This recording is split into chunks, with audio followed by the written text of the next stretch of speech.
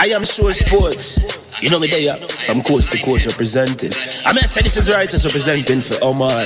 You don't know, come get your sports over here from near and far. Boy.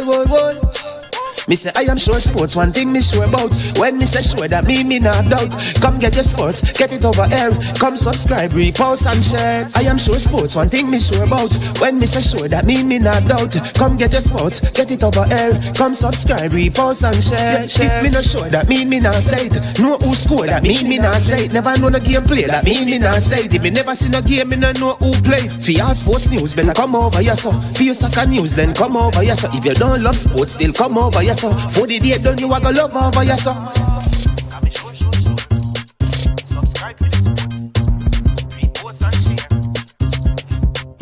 So when it comes on to behavior concerning football, Jamaica is decent. I am sure that if we can get all of these things done, set in place by the end of April, it gives us enough time before the World Cup campaign. Not afraid of no Brazil, no Argentina with these crap of players. We are good enough. Remember, like, subscribe, share. Listen, comment, let me know what your thoughts are.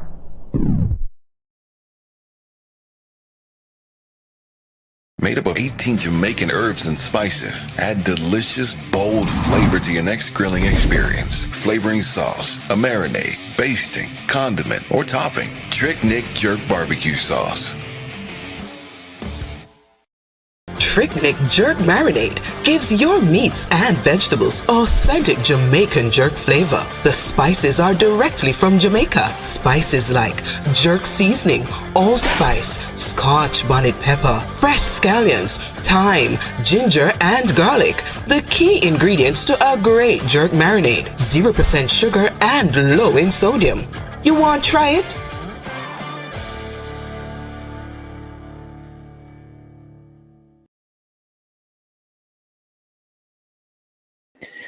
All right, good morning. Welcome to I Am Sure Sports. I'm your host, Manins Man, and we are here with another JPL update show. We're going to give you some information today. We don't know what's going to happen in the evening, but we want to give you some information today and some news in the JPL. The JPL is the Jamaica Premier League, and we are, this week will be round 8 of the JPL.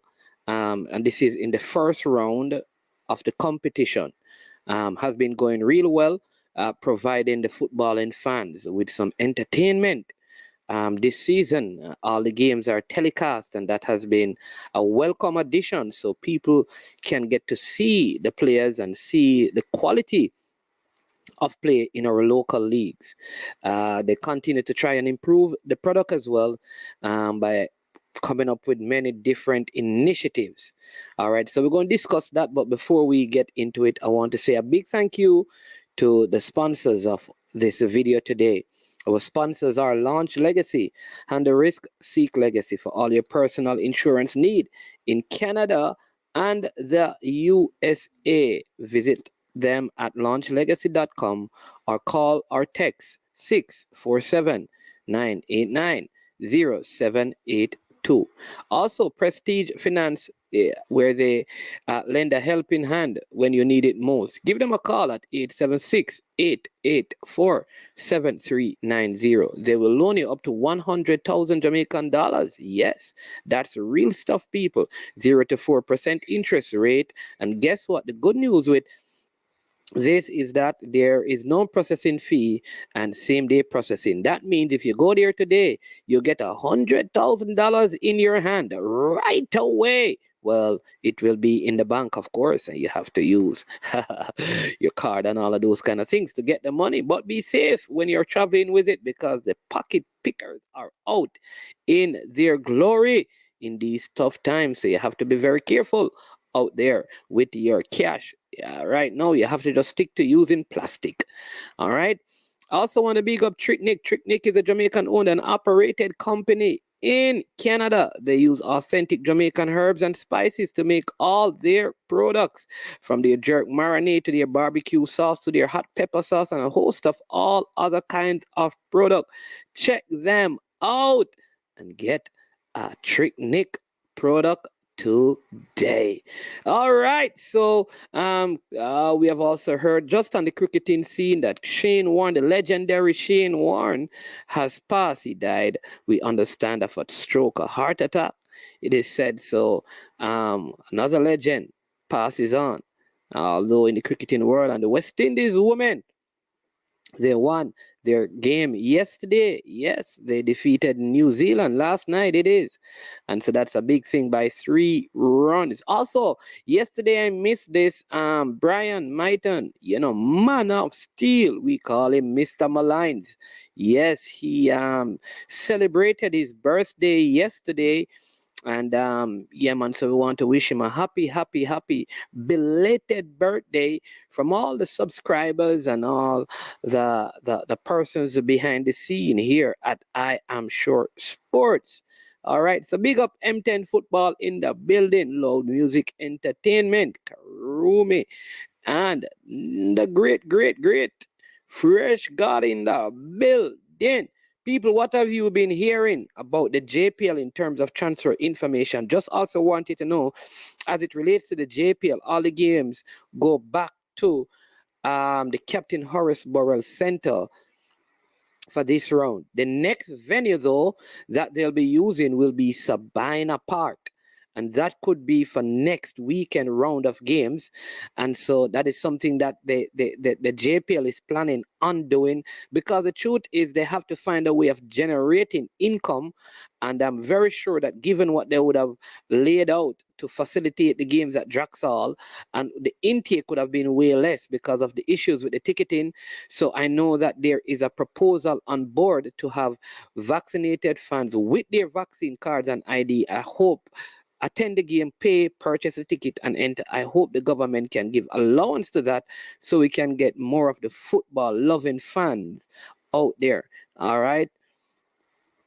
So, yeah, up at the Captain Horace Burrell Center, you understand that it is not set up in a way to facilitate fans, because there is no sitting room up there. So fans will not be allowed.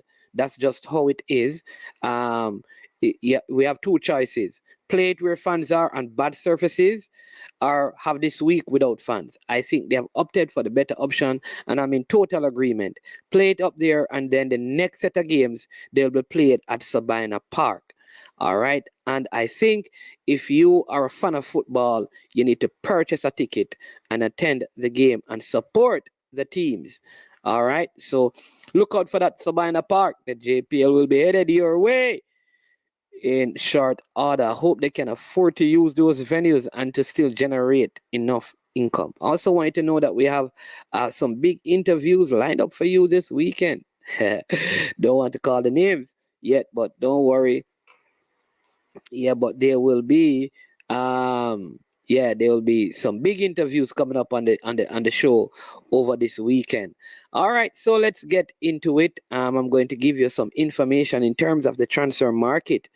As you saw in the thumbnail, that the wheels seem to be falling off at Portmore United. Reports that we have received is that there are several, let's just take our note, several players are on the way out there at Portmore United. And I tried to do my own investigation, haven't spoken to anyone directly connected to the club, but one of the suggestions that was made to me as to the reason to this is that the club, because there's no relegation, the club is not putting up with any crap, right? If there is any, players will drag their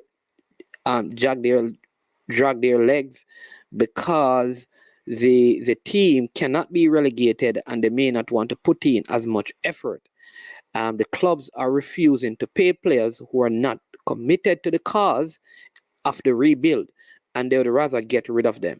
So that could be one of the reasons. It could also be that the players feel like the club is not ambitious enough in pursuit of titles and championship, and for that reason, they have decided that they need to part companies. So you will probably see a Portmore team with a lot of new faces in the coming weeks as players are moving out.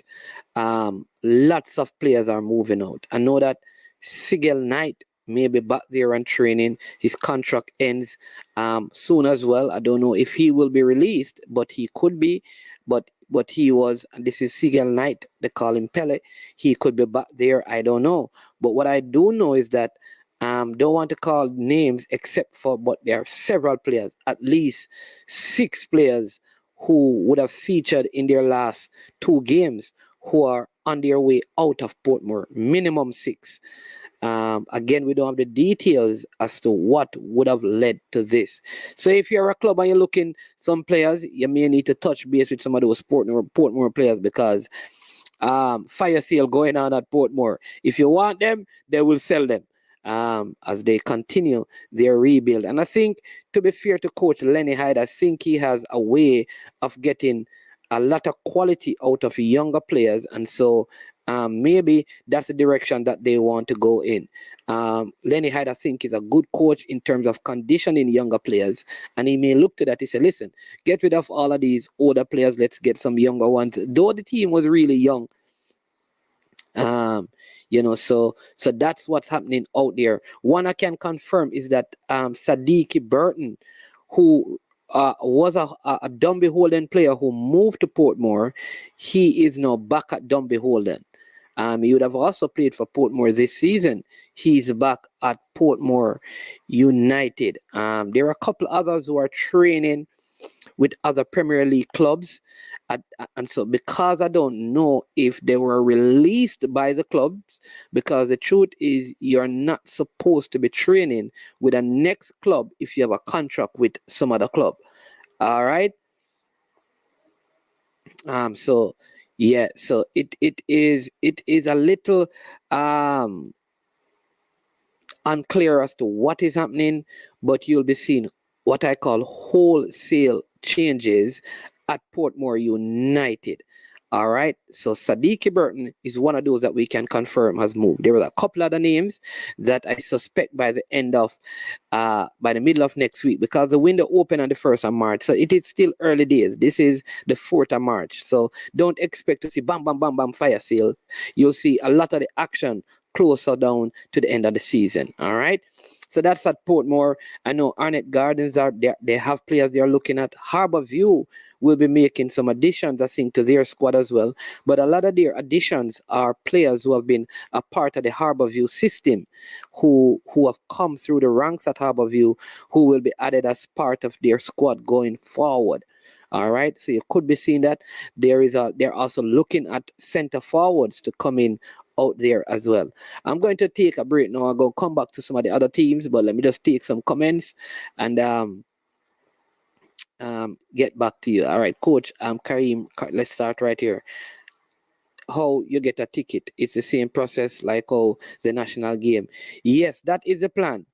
But I think for this particular round, because there are no stands, let me tell you. All right, so what we have to understand is that part of CONCACAF regulation to run a league is that you have to have seating. If you don't have seating, you're not supposed to have fans at the venue. So if it is being played at the Captain Horace Center, they cannot have fans without seat. So once it's played there, it would be a violation, I think, of the CONCACAF club rules or competition rules. All right. So we let me just say it this way, right? We can't want the league to be professional and want it to run like a party shop. We have to make up our minds. It's better to have it without fans and be organized and run properly than to have it run like a party shop. No seat and have fans all around and fence leaning up and stuff. You don't see that. So they're trying to reduce that or remove it totally from the game. Right? So that is something. So it is the same ticketing process. I know that there is a request being made to change that process, where what you need to do is to bring your vaccination card, fully vaccinated, your ID, and then you pay. There is a plan. I don't know if it will be approved, but that is the plan. So it is for this round. The next set of games, they're hoping to get them at Sabina Park. All right, because I want to understand what, from my understanding, the JPL need to generate income. To generate income, they need to get fans involved. So they are not doing this because they don't want fans. They want fans, but they cannot do it at this time. All right. What is the minimum salary for Premier League teams? I don't know if there's a minimum salary for Premier League teams. The ball is struggling to roll on Draxall. It was on the third day. I would say that the first set of games, the Humble Lion game versus Harborview, and I'd say the Mount Pleasant game versus Waterhouse, the surface held up perfectly. It deteriorated after that. All right. I think that is what happened. All right. Why is the games this weekend? Why is the games this weekend will not have any fans? I think I just explained that, Jermaine Mills, because of the venue that has to be used. You confuse me because when the season started, the coach Hyde said his team is very young and we are rebuilding, so they are going younger. Yeah, that's what I'm saying. They had a fairly young team, but they didn't get rid of all the older pieces. I think that's what they're doing now. So what they are doing, because you notice that they only had few high school Manning Cup or the Costa Cup players. So I think now that the window has opened, you'll see more of those players. I think that's what that is. I'm convinced that you don't understand football. Mount Pleasant, don't behold and play good football and earn it. Yeah. What you said, good football. Yes, Coach, I'm 100% sure. I'm positive that good football is played in our JPL. And it's okay for you to differ now. And I can't educate you, you're a coach. So you're a coach, I am a coach. So if you believe that the football in Jamaica is not good football, that's all right, because it's your opinion. I believe I've seen good games. I've seen Mount Pleasant play good games. I've seen Cavaliers play good games. I've seen Waterhouse play good games. I've seen Harborview play good games. I've seen Dumby play good games, good football, passing the ball around. I've seen teams in our JPL possess the ball for minutes, possess the ball. So I've seen that. Now it's okay if you defer. All right, so it's okay now. All right, if you can differ. All right, Captain Horace Burroughs Center needs stands though.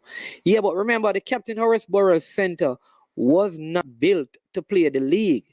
It was built to facilitate the national teams. The only reason why it ended up being used is because of the pandemic. So at the end of the day, yeah, they can add stands to it, but it wasn't created. It wasn't built for the purpose of having games to invite spectators. It was really built for training purposes, but because of the pandemic, and let me just say this, let me help this to you. There was one individual,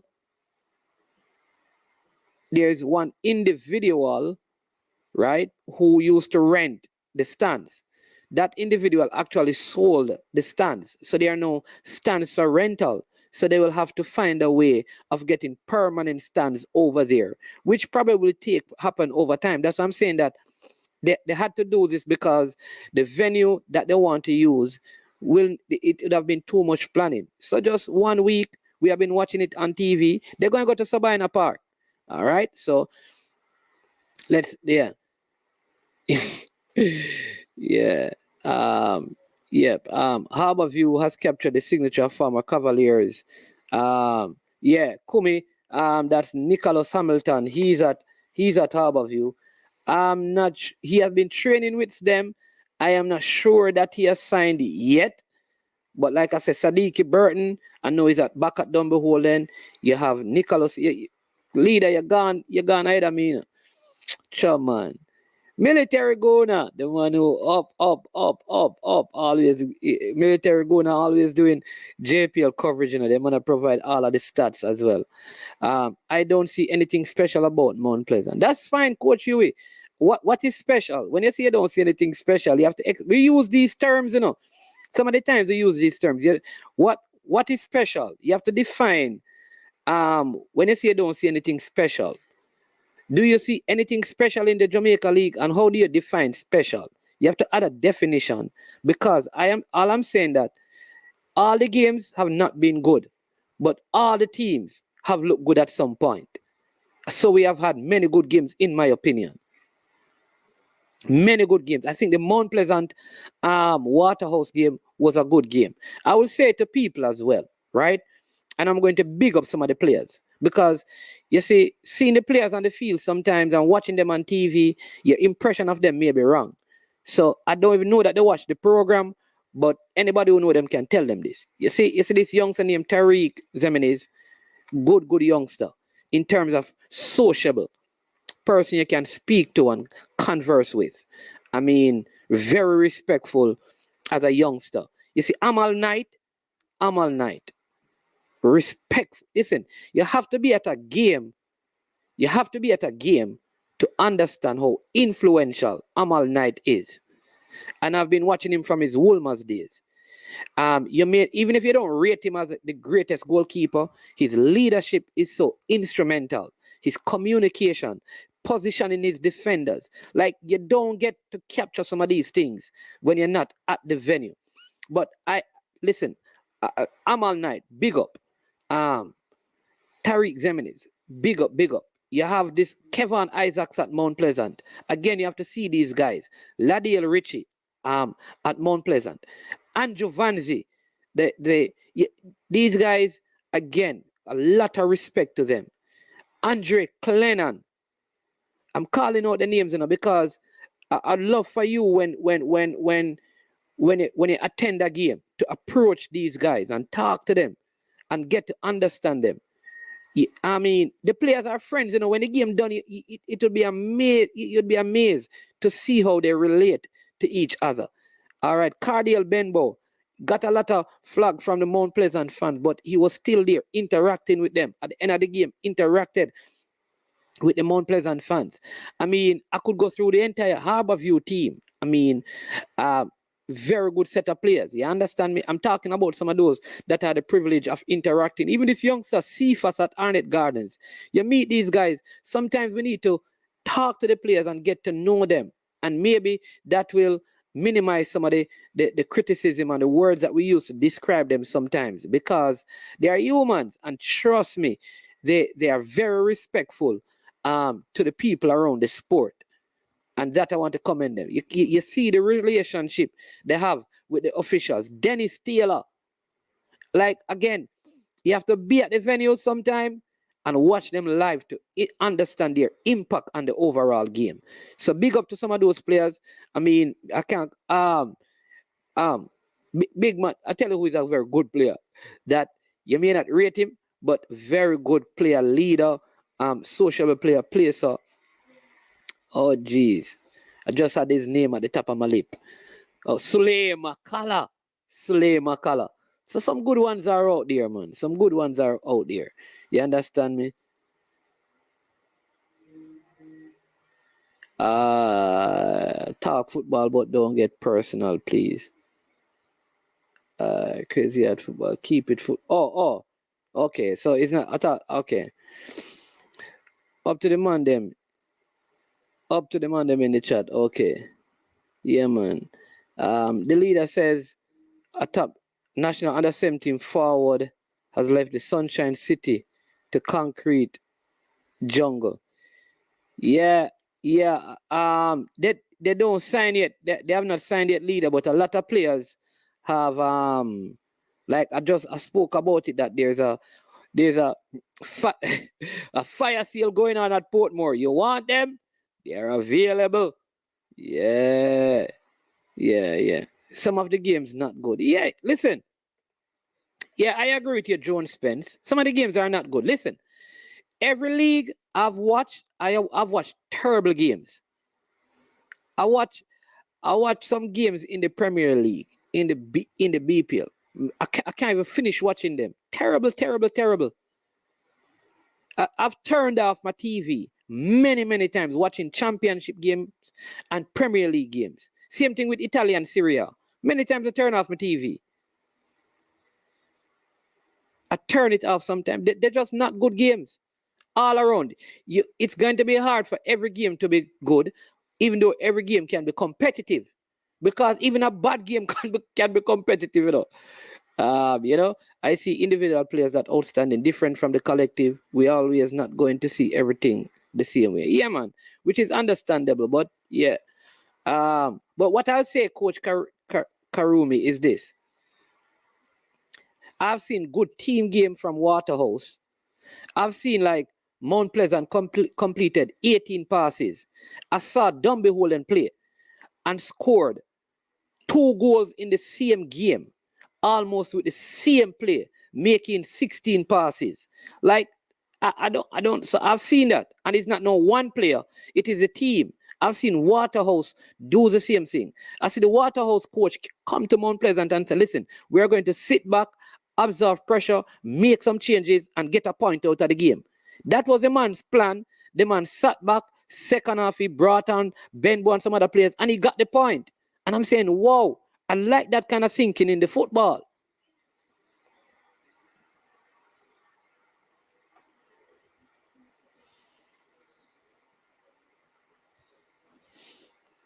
Yeah, Cavaliers have captured the signature of one of the biggest talent in the recent concluded Manning Cup. Leader, if you're coming to talk, you're just coming to, this man coming here to run the show, you know, because everything that me I go say, he must say, listen, people, all right, see, let me just tell you. Christopher Pearson has signed. Leader, if you're going to come talk, man, give the name, them, come, you have the whole of the information. You have all of the information in on the leader. Me just get into it. Christopher Pearson has signed. So let me just give you the name and then we'll continue the show so that nobody leaving. Christopher Pearson has signed for Cavaliers. Richard Henry has signed for Cavaliers. I told you that, right? I think I told you that. You know that the St. Lucian has returned Duxley, so he played. All right, so those are the two. There's also a player from Happy Grove that is supposed to be there. So Richard Henry and Christopher Pearson has signed for Cavaliers. All right, like I said, Sadiki Burton moved to back to Dumby Holden from Portmore United. So yeah, let me get this one. Will the Lennon twins from trying to be returning to their club in Kingston? Boy. Hey, Drain, where are you, man? I was looking for you yesterday. I didn't see you all day yesterday. Hope all is well. Again, thanks for the super chat. Yeah, man. Much respect, Sir Brain. Doing well? In good health? What am I talking about? AI in good health. Come on, man. Jeez. Forgive me, Brain Drain. Yeah. I mean, our systems up and working. Man, most persons who disrespect the league don't even watch the league. I agree. I agree that if you watch the league, you would say that there's good football being played. Especially on the Captain Horace Burrell Center. All right. I put it to you. Watch the first half. The highlights are there. Watch the first half of the game between Mount Pleasant and Waterhouse and calculate how many bad passes you saw and miscontrols.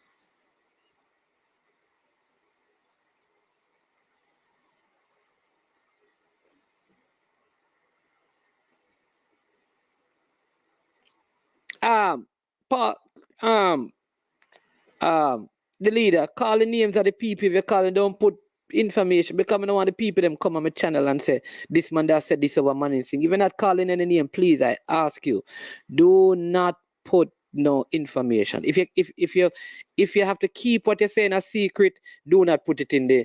If you're not supposed to say it, then don't put it in there. I don't like that. You understand me? If you're going to say it, you say it. But don't leave my Don't leave my subscribers in the suspense. I don't like it. I don't like surprise and things. You don't know. All right. So please, either you put the information out there or you keep it because you're not supposed to say it. All right. All right. So moving right along. Fayos has captured G's and P's player, and the 6-3 is expected to lead the Jam U20 in goal. Really? The Cavaliers number 2 going to lead the Jamaica under 20 in goal? Really? You sure about that? You sure the Cavaliers number 2 is the best under 20 goalkeeper available? Leader, careful what you're saying. No? I don't agree with you on that one. Decision making and choice of passes need to improve, and my decision is not based on no other league in the world. Okay. All right. So, like I have watched the games. That's what I'm saying, Coach Huey. But we have two different, we have different opinions. Jaden White is back till April. Yeah. So, all right. So let me tell you, people, one of the things I'm learning about this thing, when you hear that players go on trial and you don't hear that they sign, it means that they're coming back. Now, the issue is, can Jaden White get back in the Cavaliers' goal? Can Jaden White get back in the Cavaliers' goal? Because the St. Lucian number 1, is it St. Lucian? Yeah, the St. Lucian number 1 in goal has been the standout player in the league this season.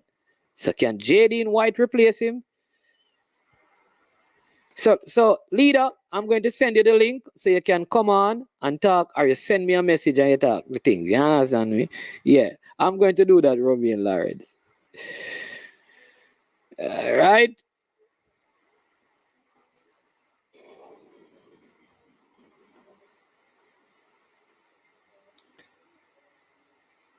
So let's see if the leader will come on, my friend.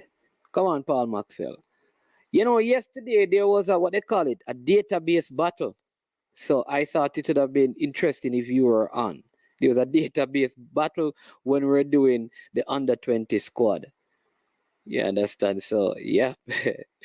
Our criticism not to put on the league, but to help improve the league. I watch the league every weekend because it's our football. We want it better. Yeah. Yeah, man. And all of us want it better, But to say, if I said good football and you say educate me, you're suggesting that the football is not good. So if you want it to say you want the league better, nothing is wrong. I want it better, but I disagree with you suggesting that the league and the play is not good. Paul Maxwell, you can't call me, man. I'm on the show. All right, let me see if I can get him on the show.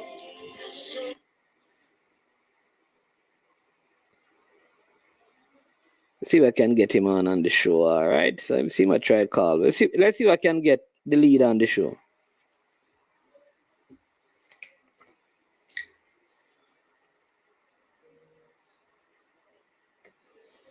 All right. So let's see. I see him calling. So let's see what's going on with Sir Maxwell now and get some information.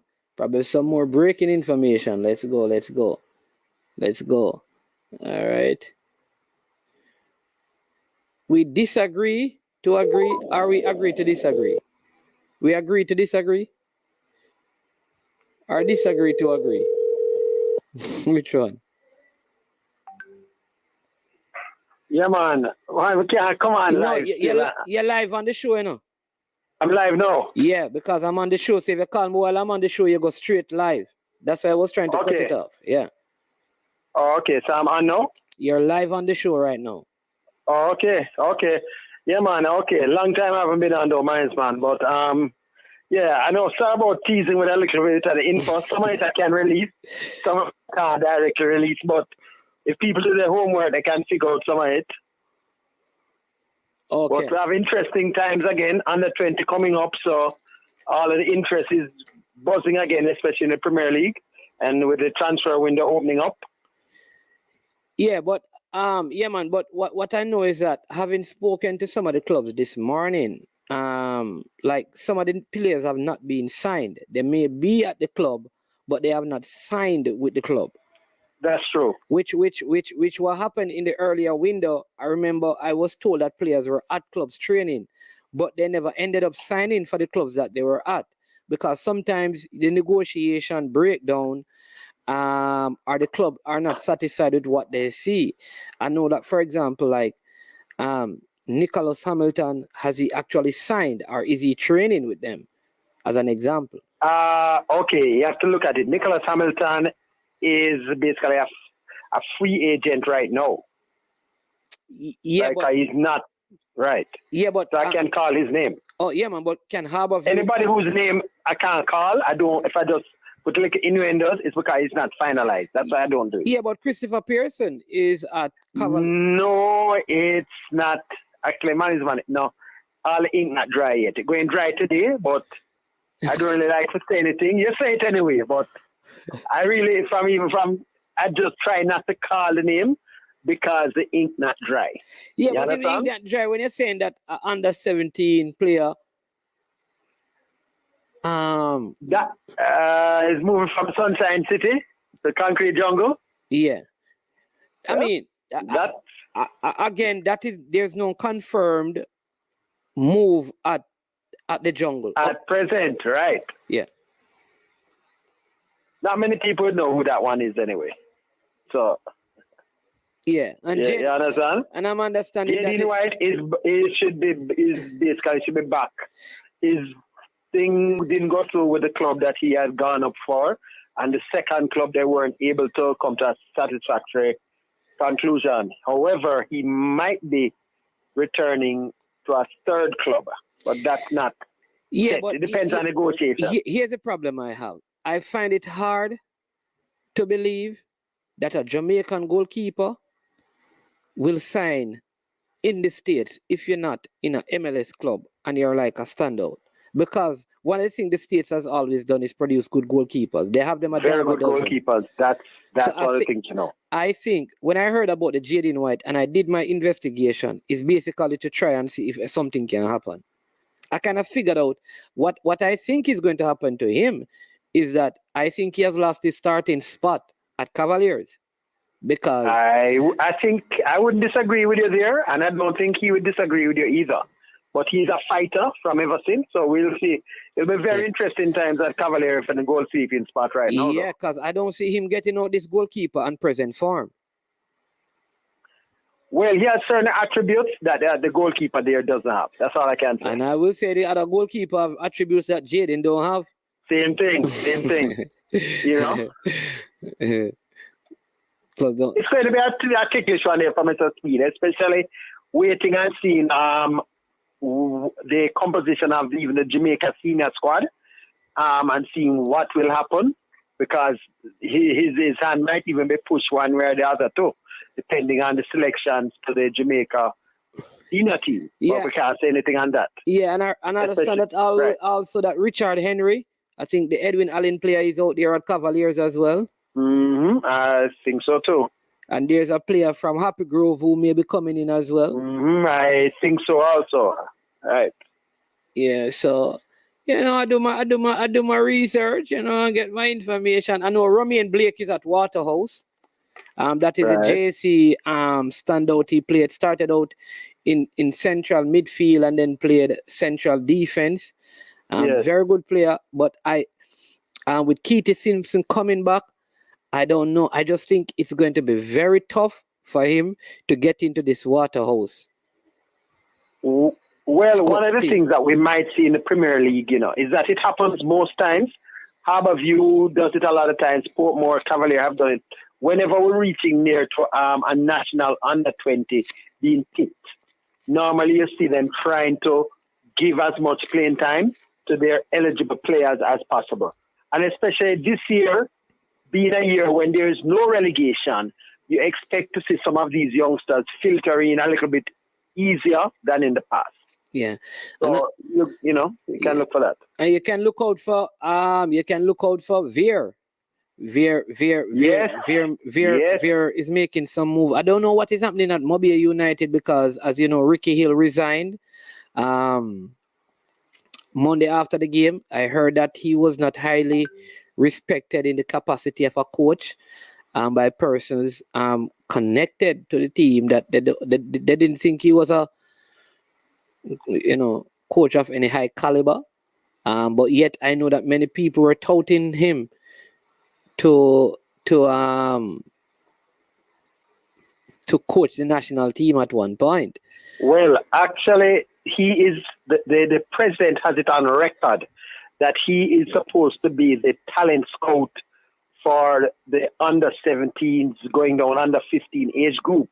That he has a position that was already named, and that I don't know if it's that he's going to be taking up that position while he has relinquished Mobay. I don't know, but that has already been stated as a fact some months back that Ricky Hill will be the scout for the youth program for Jamaica. Okay, well, maybe he's a scout. Love to speak to him on that. Maybe he's a scout, but in terms of, I think Mobay had enough quality in their team to be performing better than they were. The fact that they're conceding so many goals, it is an issue for me. And that has to do sometime with coaching. But I see Boss Thomas saying that maybe the players don't want to sign because when they get a deal to go overseas, the clubs don't want to sell them. And then they might get too old in Jamaica before a move overseas. What I will say is that I don't think in our local league any player should sign a contract more than a year. Well, management, let me tell you, no. A 1-year contract doesn't give a club any room to develop and plan their team either. Most clubs, right? What I can say is that I know a lot of clubs. I can speak for at least two that I know, right? A Harborview and a Cavalier. They don't hold back players once their people are interested in them, and their players normally have contracts because the key thing, the contract only gives stability, right? If you have a 1-year contract, there's no stability there. The club has nothing there to invest because I don't know of many clubs that have players that they can actually hold back. Because the problem is, this morning I was looking through the listing of the young players that people would be interested in, say, for overseas.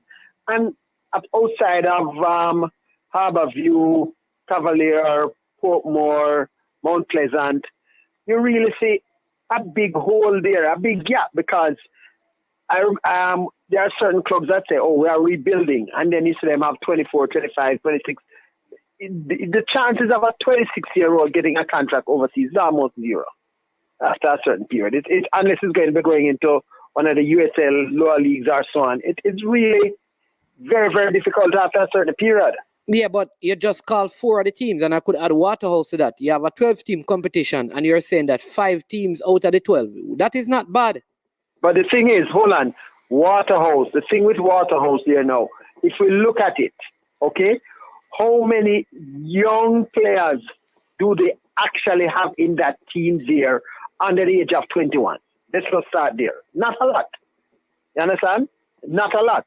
So people have to start looking, because one of the things, a player after the past 24, 25, there's very, very, not much option for them, Most agents will tell you when you tell them. Yeah, but here's what I'm saying, though, because I don't want to go too far from what I originally said, which is, I think, a solid point that Boss Thomas. If I'm playing in Jamaica and I'm 19 years old, why am I going to sign a 4-year contract with any club that's paying me $30,000 a month? Why? Why do I need to sign that? No, I wouldn't tell a player to sign a 4-year deal. So how many years must I sign a deal for in Jamaica, getting $30,000 a month and $20,000 a month? Okay, look at it this way. Look at it this way, management. Yeah. When a player, a lot of people don't know the things that have to go through. Most times when a player has to be going overseas, apart from the club normally deals with the airfare.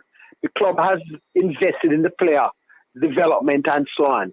You understand? So a lot of clubs, they have to put there are situations, with players be getting opportunities that they have to take up overseas, and the club is unable to pay the airfare, and they don't go. It's as simple as that, and the agent is not going to fund it.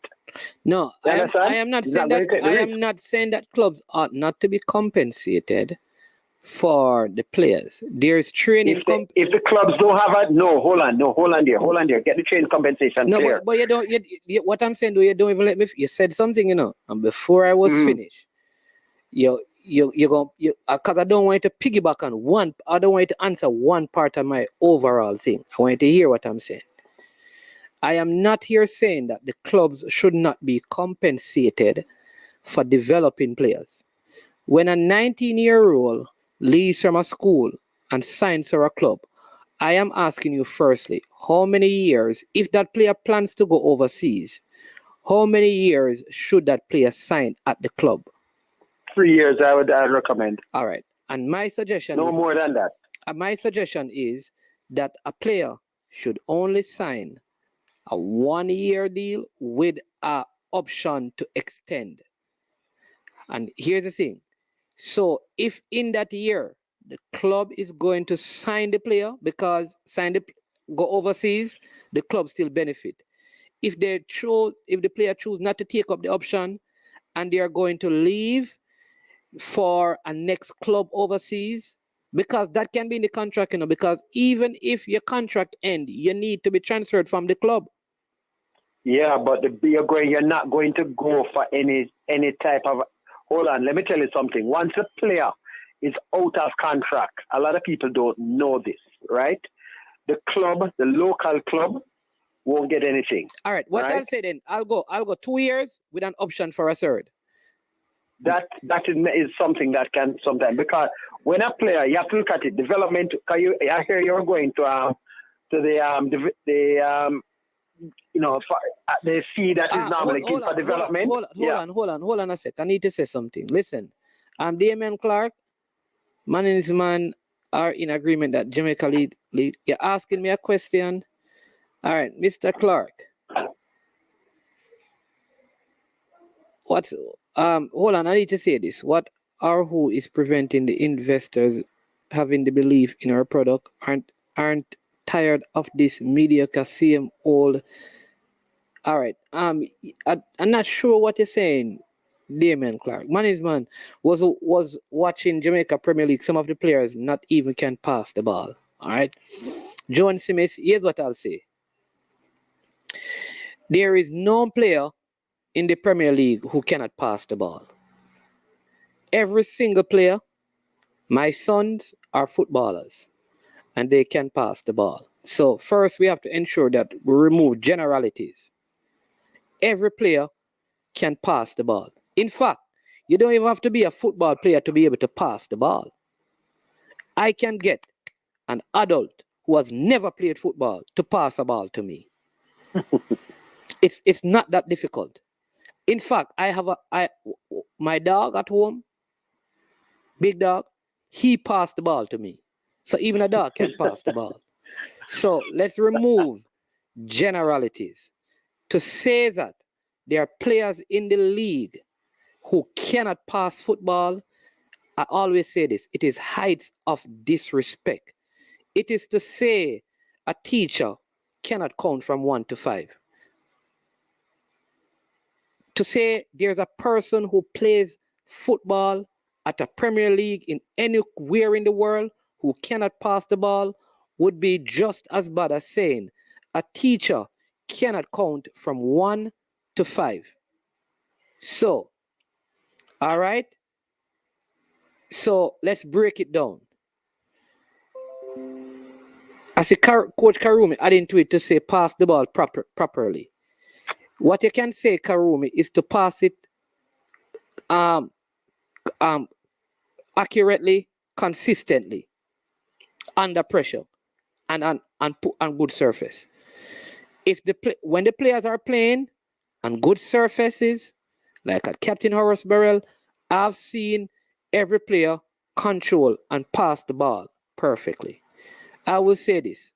I've watched a lot of leagues in the world, and I've seen, even in the English league, I can call names of players who I don't think can pass ball. But we still watch those leagues and say the league is good. Not because we isolate So what we do when we come to Jamaica, we look for a bad situation and use it to generalize the whole thing. It's just like somebody coming on here and say, the whole of the Jamaican man them a dog because they have a bad experience. So one bad experience should not create a general concept that everybody is labeled in, because we only do it for Jamaica. When we see a missed pass in the English Premier League by a player, we don't come out and say the players in the EPL cannot control the ball. We say there's a player who plays for Watford who cannot control the ball. Why can't we say that? So what I want you to do is, I want somebody like Ishmael just asked to tell me which player plays in the Premier League that they have seen that cannot control and cannot pass the ball properly. Coach Karumi, if you have seen that, please tell me, and I will personally watch the player. I will personally do a video of the player for the next round of games. So if Damian Clark, if you're of that sentiment as well, tell me the players that you have watched in the league who have an inability to properly pass the ball accurately on a good surface. And I will do a video of it, of the player, and come and present it. And if I am wrong, I will say I am wrong. Where I agree with you is that the league need to improve. Just in the same way, I believe there are many aspects of the English league that needs to improve. There are many aspects of our track and field that needs to improve. There's many aspects of medical health care that needs to improve. Education needs to improve. So generally, things need to improve. I would be naive to come here and say that Jamaica's football does not need to improve and the JPL does not need to improve. It needs to improve. But we cannot one day be saying, oh, the high school footballers are very good. And then when they come into the Premier League, we see one turn around and say they can't pass the ball. And Damian Clark, you always come on. You who are a coach at Clarendon, at Cornwall, tell me a player from Cornwall College that can control and pass the ball properly. Seeing that you coach there, you help develop them. So tell me a player, Damian Clark, from Cornwall College who can control and pass the ball. Is there one? Tell me one player. Tell me one player. Alric Atti is a Cornwall College player, Damian Clark. All right, can he control and pass? Jordan Fletcher, can he control and pass? Peter Lee Vassy, can he control and pass? And if they can control and pass, what makes all the other players from all the other schools in Jamaica not able to control and pass except for Clarendon College player? So tell me what is your point? You always come in this thing and talking about Jamaica's football and all of that. You're part of the system. So show me the players, Damian Clark, that you have coached that are of better quality. Because if you are part of a coaching system and the players that are coming out are not good in your estimation, then aren't you a part of the problem? So you tell the people in the chat, a player that is very good that you work with, that is better than some of the other players. So you tell me one of your players that you have developed that is a high quality player. Tell me one and give me the name. Give me the name, Mr. Clark, of a player that you have developed that can control and pass and is an excellent footballer. Give me the name, Mr. Clark. So let's work with names. And I guarantee you that if any name you bring up, I can bring up a player presently better than him by far. Bring up a name of a good player that you have conditioned. One. Bring up the name of a player that you have conditioned because you are a coach. And I can, at the snap of a finger, give you a player that is multiple times better than that player.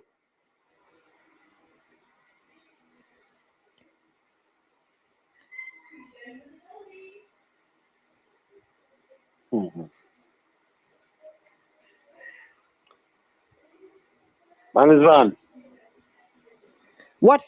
So let me put up your comment again because people I need to bring up this because what same level? The truth is not about missed passes. It's about how long we have been at the same. What level have we been at all this time? Talk to me. What level? What level and what has your role been in changing the level? So, Mr. Clark, give us a name of a player that you, seeing that we have been this way, everybody has been standard. We have been work in stagnation. You are operating in the context that you are doing work in progress. Give me one of the players that you have worked with who have not remained at the level.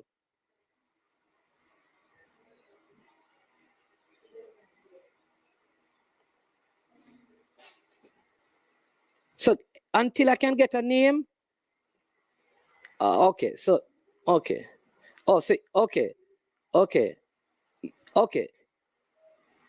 So he's saying, hold on. So, okay, so he's saying that I made specific mention about the league's quality and lack of investor belief in our football product. All right, so let me ask you this. Let me ask you this then. At what point were there investors interested in Jamaica's football? Because remember, the biggest sponsorship in the history of Jamaica's football league was last season.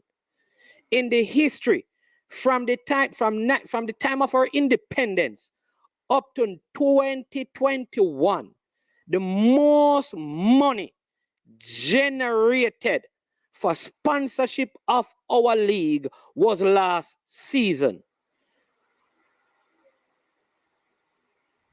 You want me to tell you some of the people who used to run football? Not investors, but people who had money and they were funding it. And so when they were gone, their money went with them. Bim Williams from Reno. You want to go through the names? Mm-hmm. You have Jean Grey from Mobay. You want to go to the Mr. Monday used to run out of Portmore United. When he's gone, Tony James when he used to run Laspi and had the money and all of those things. You want to go to the name, the man who used to run Village, Jeff or whatever you want to name. When he's gone, Village crumble. Personal persons, individual people who used to run Arnett Garden with major sponsors was down there pumping money into it. Wasn't it people from the community who grew up there, who some claim that they were in some kind of activities and all kind of things, and that was the kind of money that was funding some of those programs. And even then, many players were not being paid. So I don't understand if we put things into context.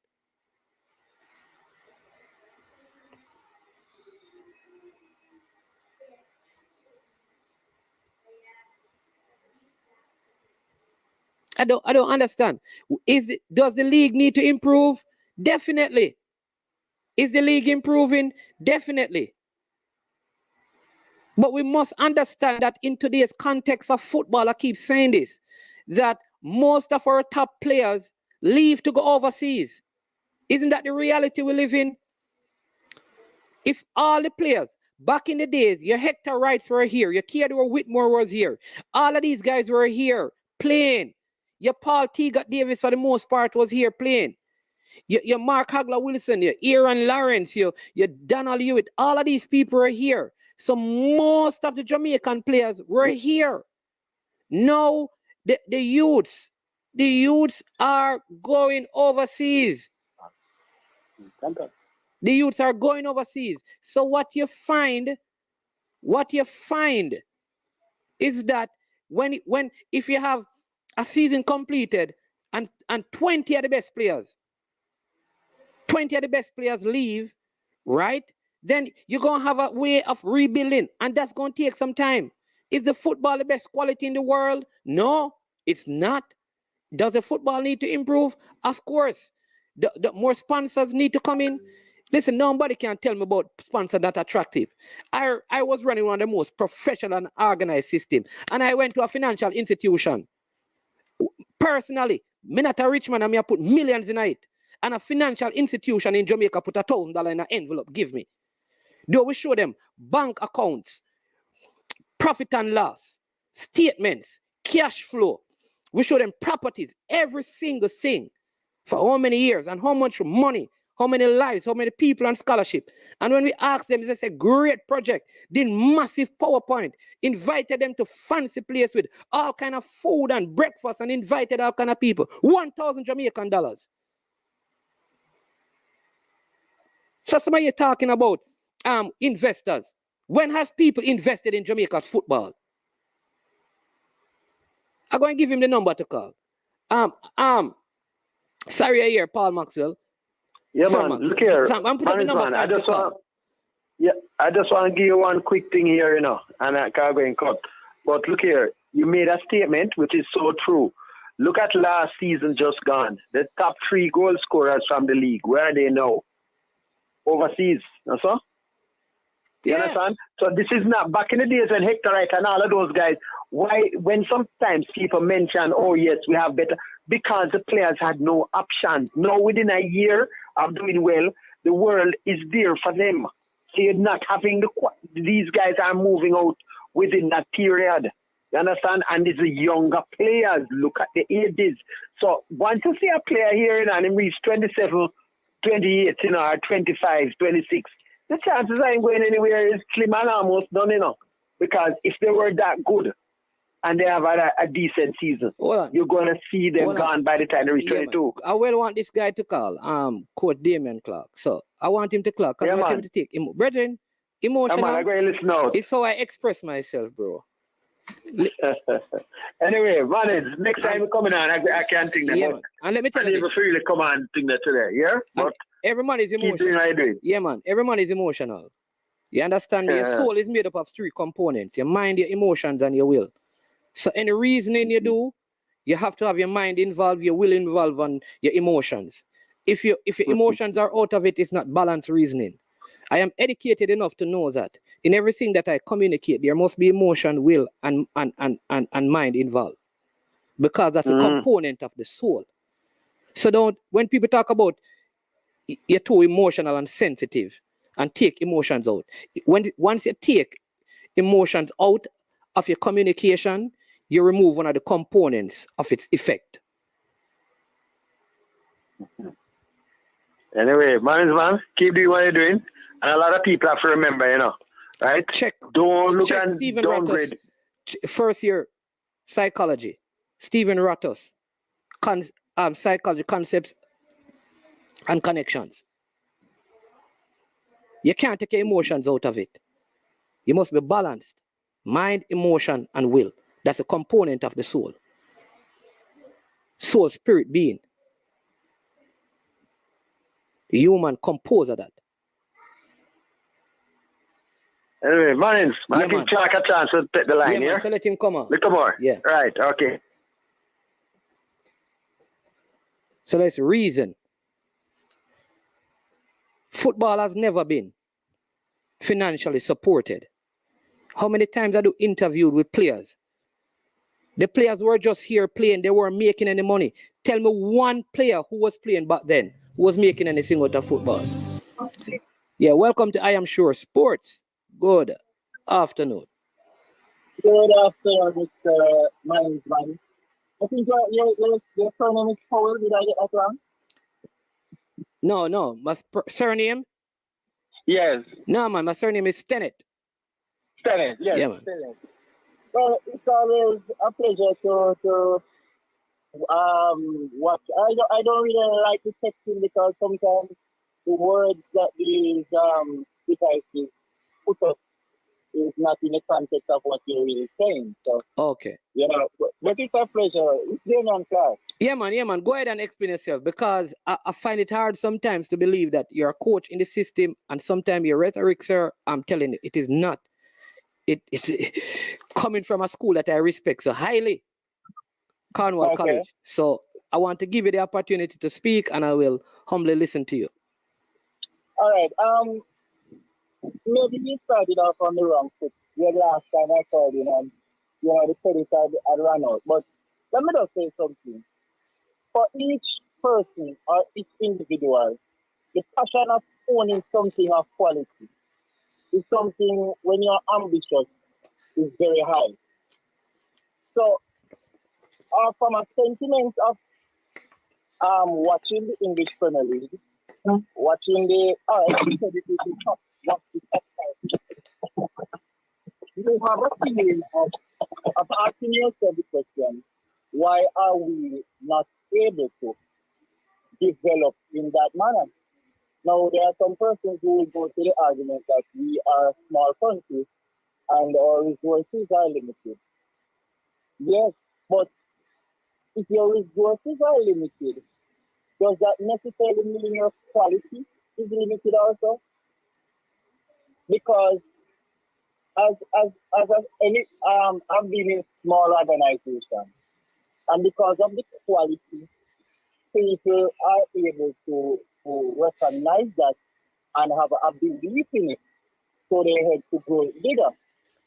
Now there was an argument and saying that, hey, we cannot compare ourselves to the best, because now if you are going to do something with the Senate, and if you are not thinking to be the best, then you must think about being amongst the best.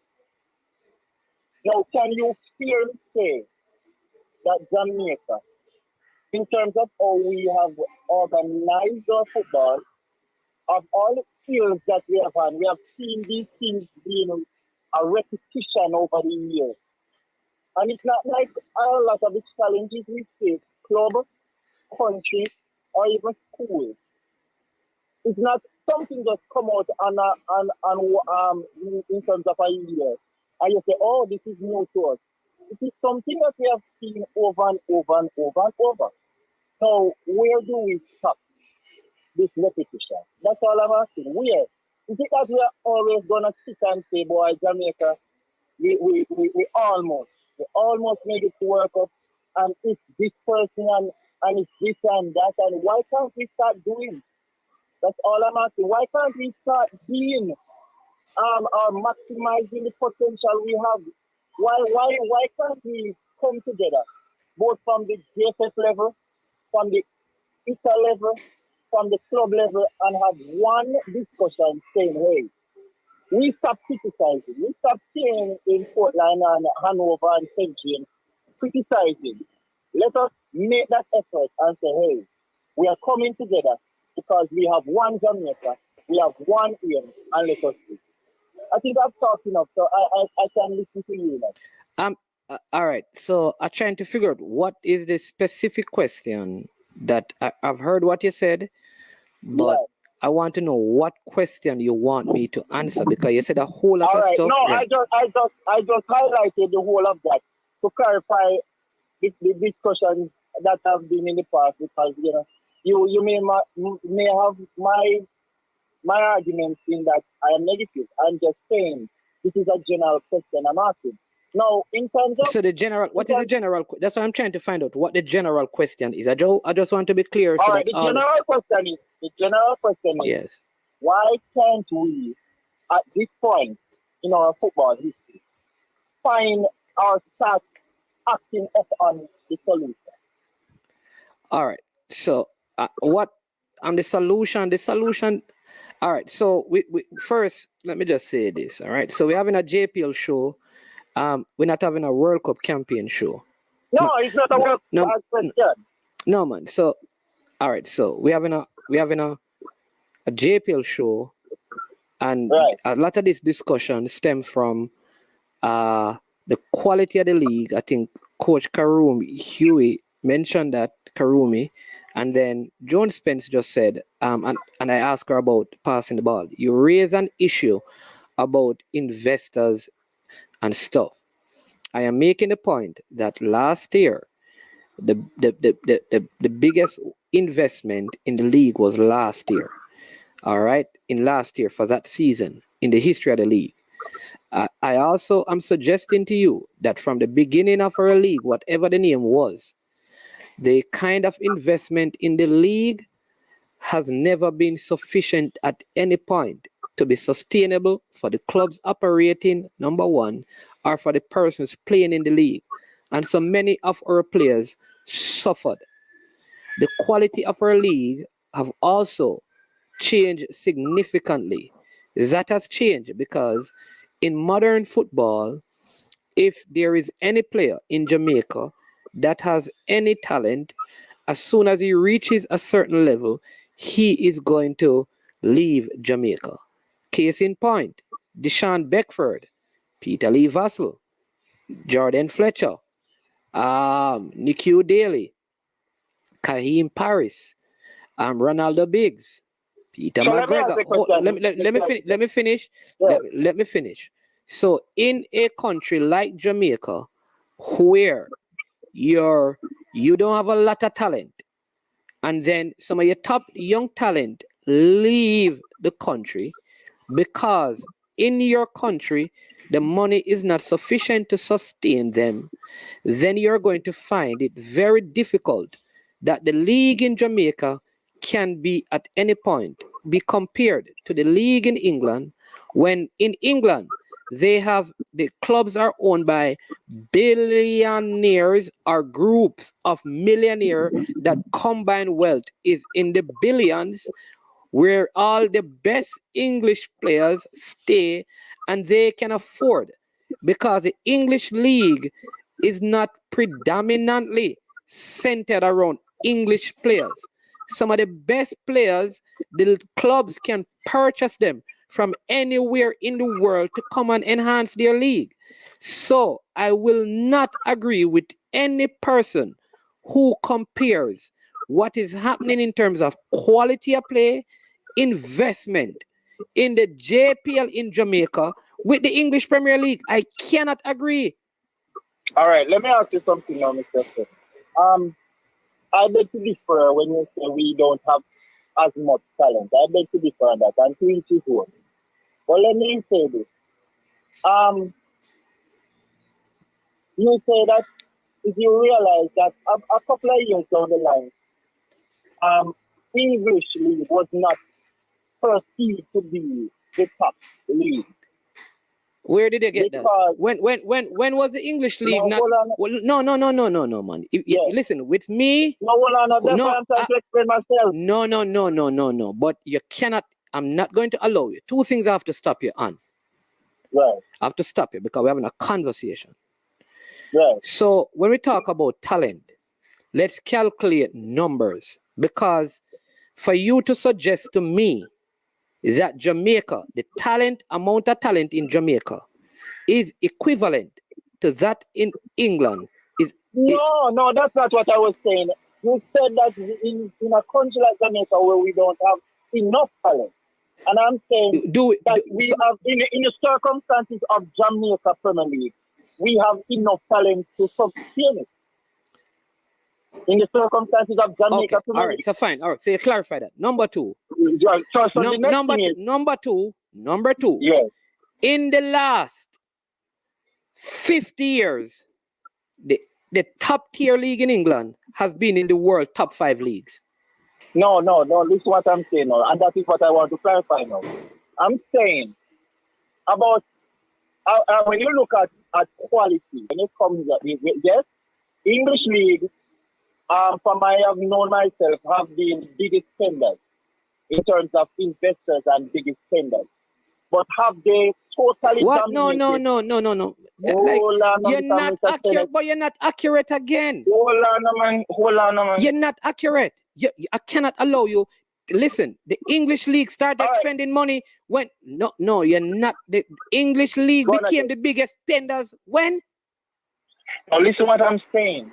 I'm saying that from what I have gathered, based on when I started watching these leagues, I can roughly say then English league has always or most of the time have spent the most money in terms of in their league. When did you start watching? club. Hold on. When did you start watching English league? From 1996. From 1996. What? Yes. So, all right. Hold on. So hold on. No. When I'm saying that English that league is not was not. all right. Hold on. Here, no, hold just, on. just listen to me Both now. of us can talk. No, it man. makes sense to make the point and then you correct me if you want to correct. Okay. All right. What I'm saying is the English league in terms of quality has not, in my assessment, has not been at the top from I have known, because you know what? When you look at Spanish league in terms of quality and quality players, most of the time have outdone England. Right? Now, remind me when you have had an all-conquering, all-feared around the world team from England. We have England have gone close. Now, England have never produced a team of the likes of a Barcelona, a Real Madrid, a AC Milan, a Inter Milan in their glory days. Yes, Manchester United, which is my club, have come close, but they have never done it. So I'm saying, regardless of that, the investors saw something that they still needed to invest in, right? And every year, somebody else is added to the investment. Now, I can't say, and maybe you can give me information on that. I can't say that there's a concerted effort in Jamaica to improve our league with majority of the years in terms of the more clubs, the academics that is needed, the services, and the all that is taken into consideration to make our league even at the world standard. I can't see that, and that's what I'm saying.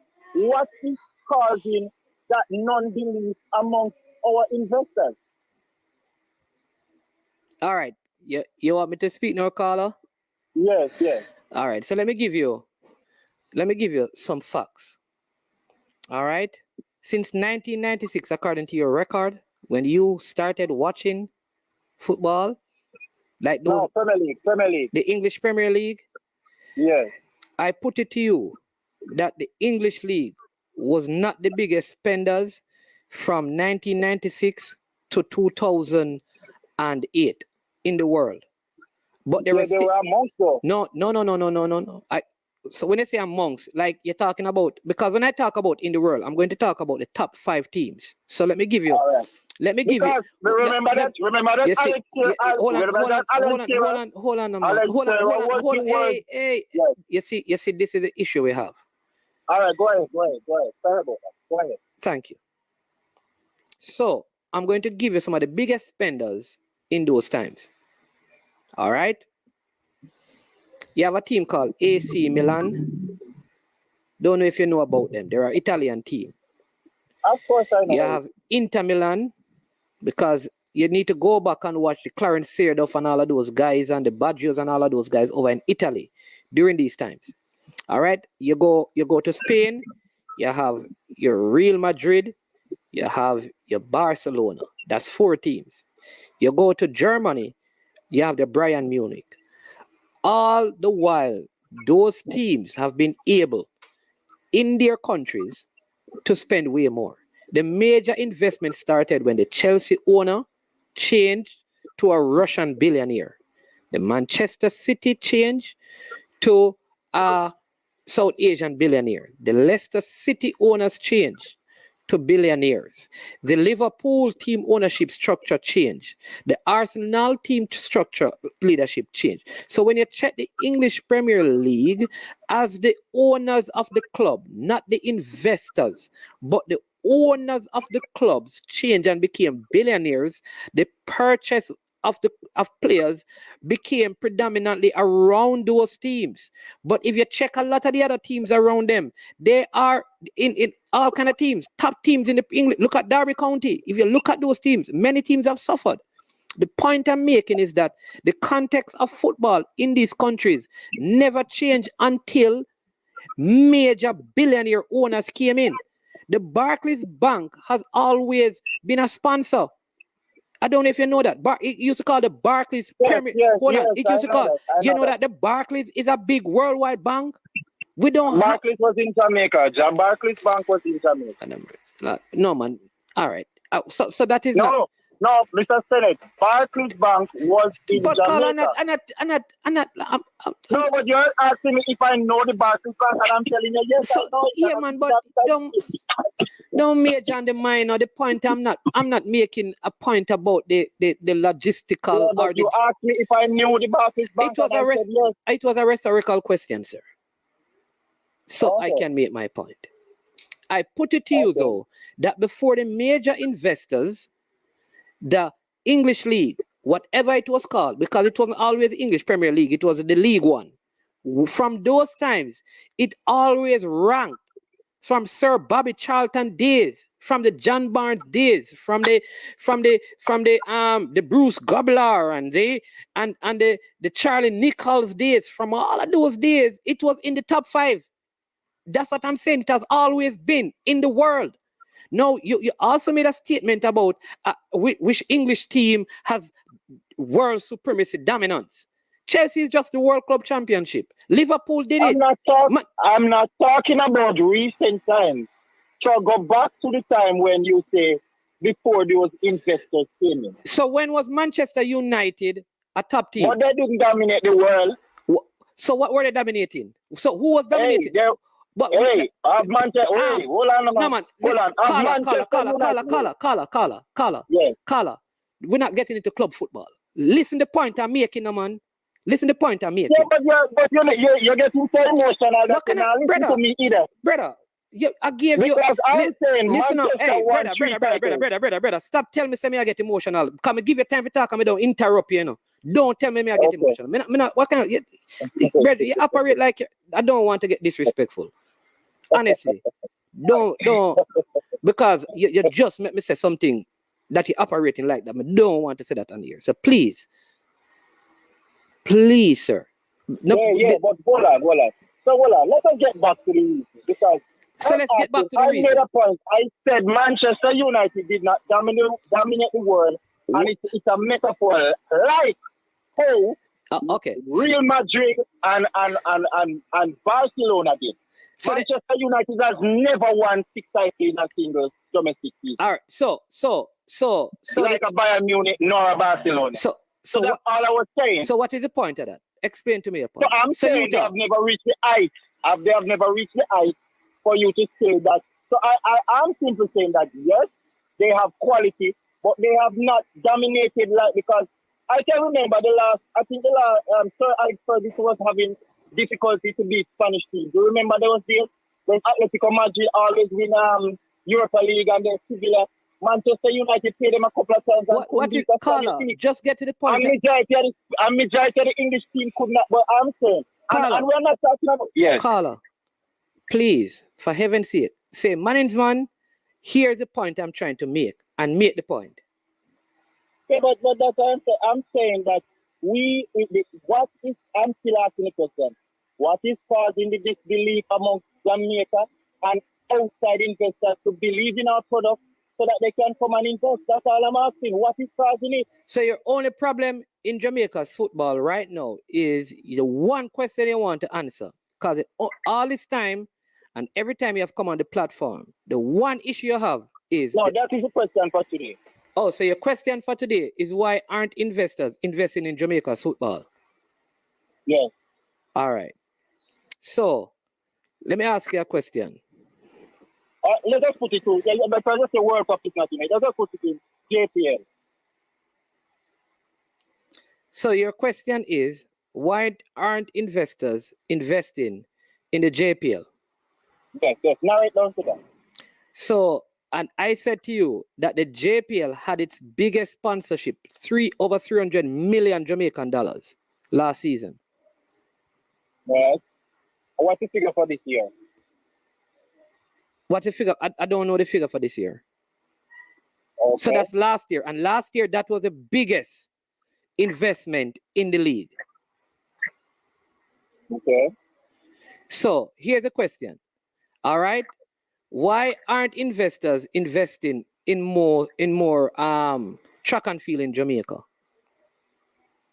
Seeing that we are better in track and field.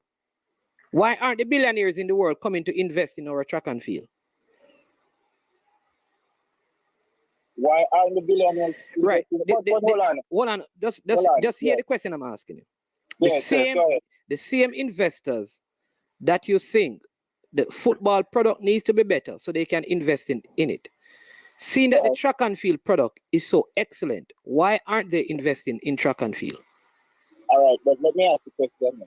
All right, I'm going to attempt to answer that now. Does the track and field have the same problem like the football? Or is the track and field on the same large scale as football in Jamaica? Because when you're talking about a football, you know that one track athlete can be sponsored by somebody and deliver a talent. It is not the case where you can just take up one person out of football and invest in him. You must have to invest in a team, so it takes more money.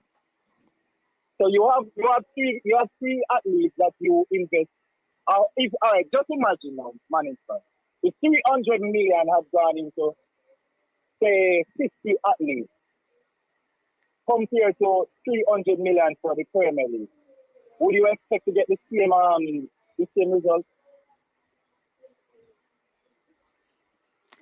300 million for the JPL, which is like, about 12 teams. It's 12 teams with about maybe almost 150 players. Caller. No, but you are asking a question, and I'm showing you the reason why. Because 300 million to the track and field program now would have shown great improvement. But on the same scale, it cannot show the improvement for football because the football is a larger program. So here's the question I'm asking you. Question I'm asking you this is that your only question for today is a simple question. Why? Go ahead, caller.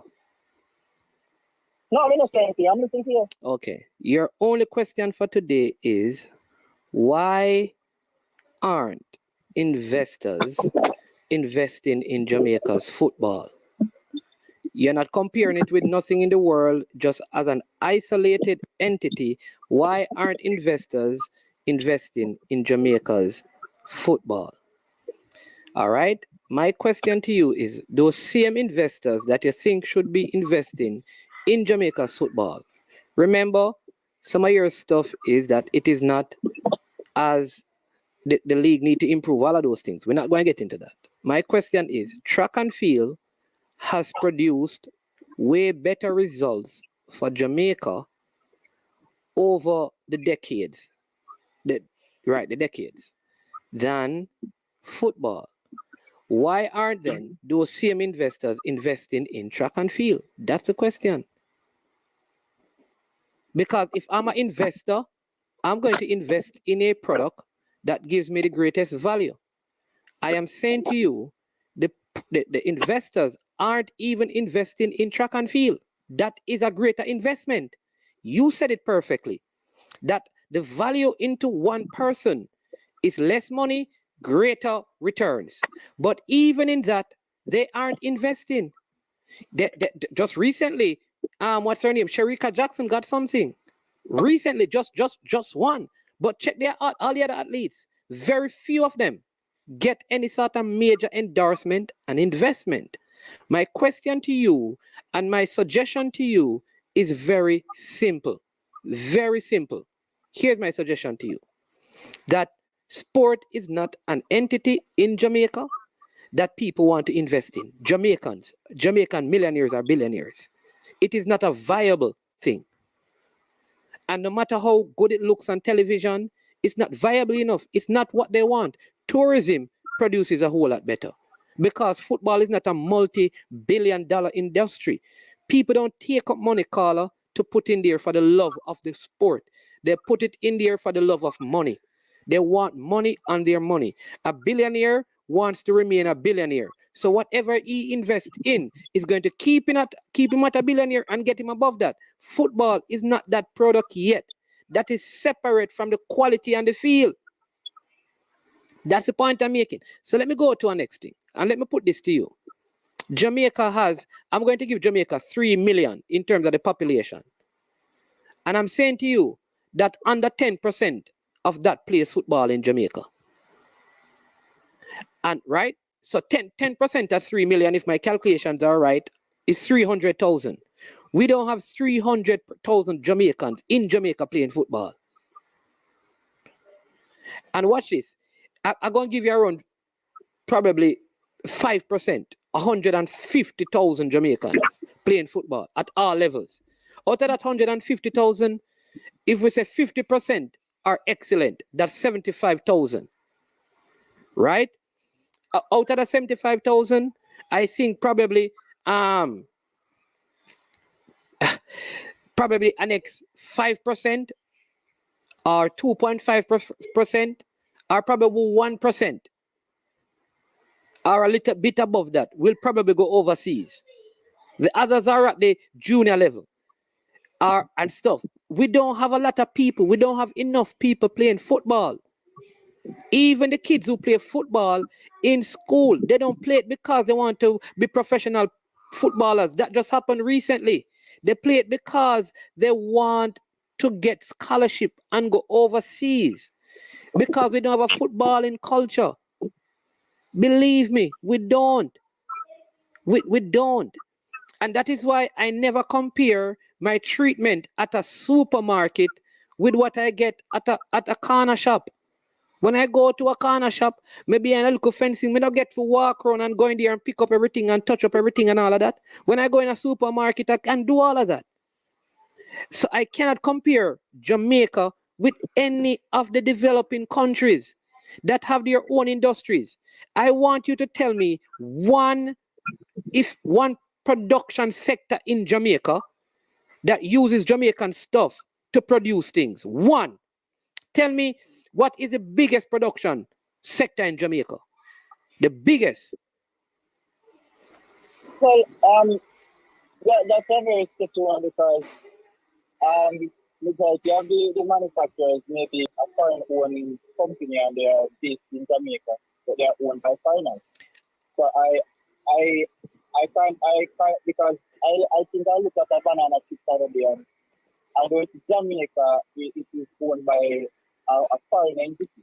Let me ask you a next question, caller. If money were not an issue, say you were a billionaire and you were looking to invest in money in Jamaica, where would you invest it right now?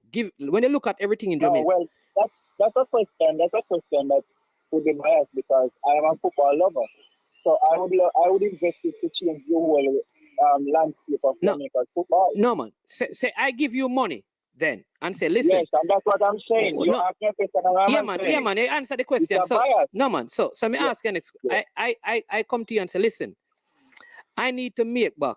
I'm going to give you $1 million to invest in, or $1 billion to invest, and I want back 500 million on it, or 200 million on it. Here it is. Invest it in Jamaica for me. Where are you going to invest it?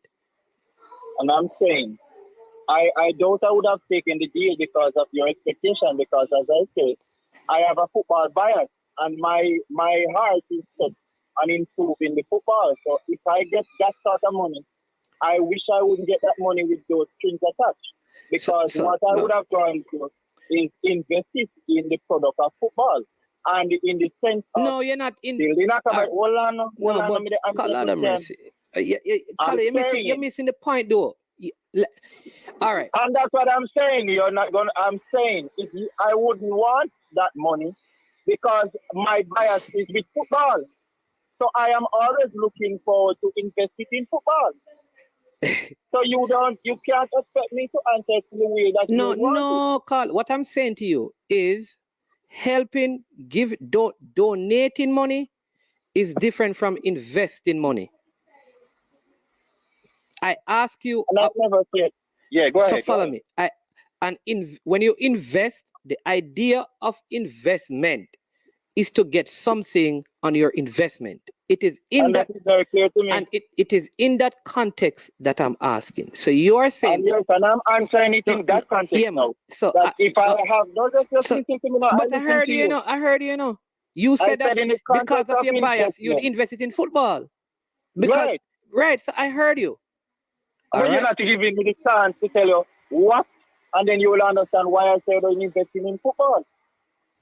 Now, my investment would actually be for more. I would invest it in building some more stadium and also building in academics.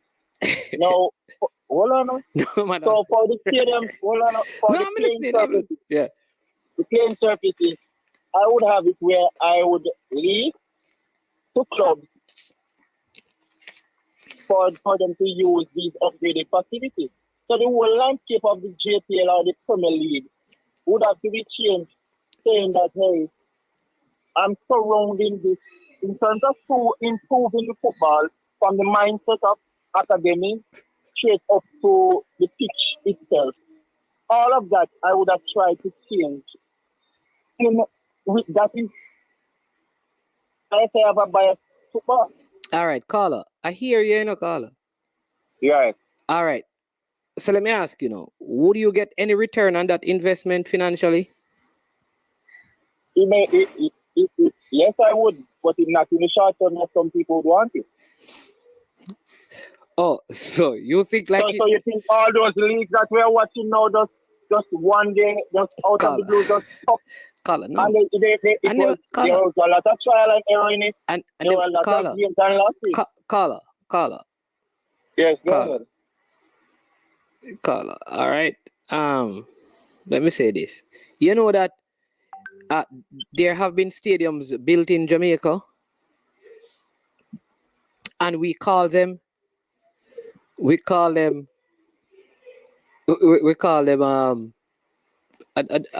eyesores.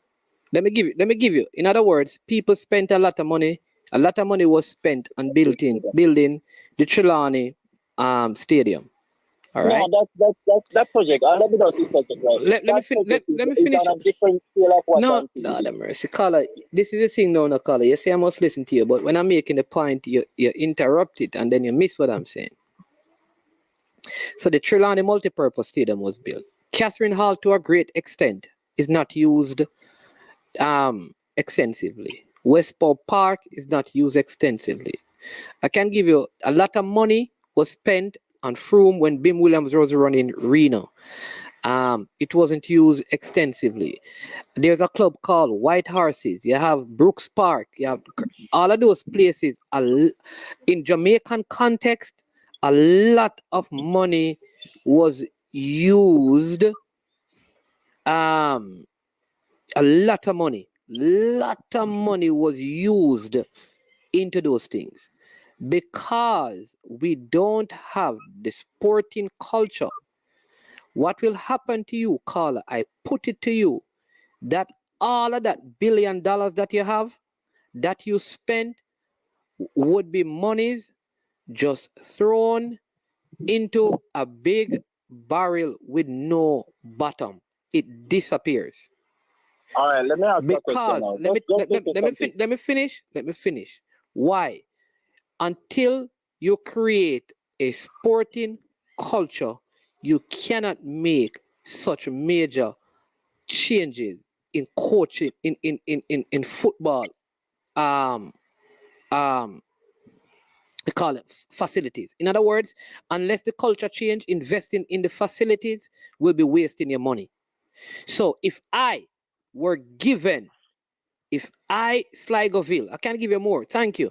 If I were given $1 billion to invest, someone said Bitcoin, you have marijuana, you have some beach property where people can be in a hotel. Those are the industries that the point I want to make, is that people are going to invest where they can get in money and their return.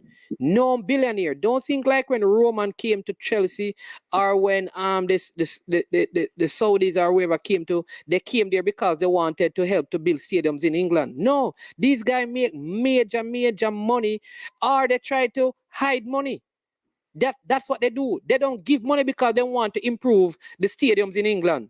No, nobody buys Barcelona because, listen, we want to build some very nice stadiums in Spain and build academies so that Spain football can be improved. No, they put the money in there so they can make back money on their money. Hey, but Mr.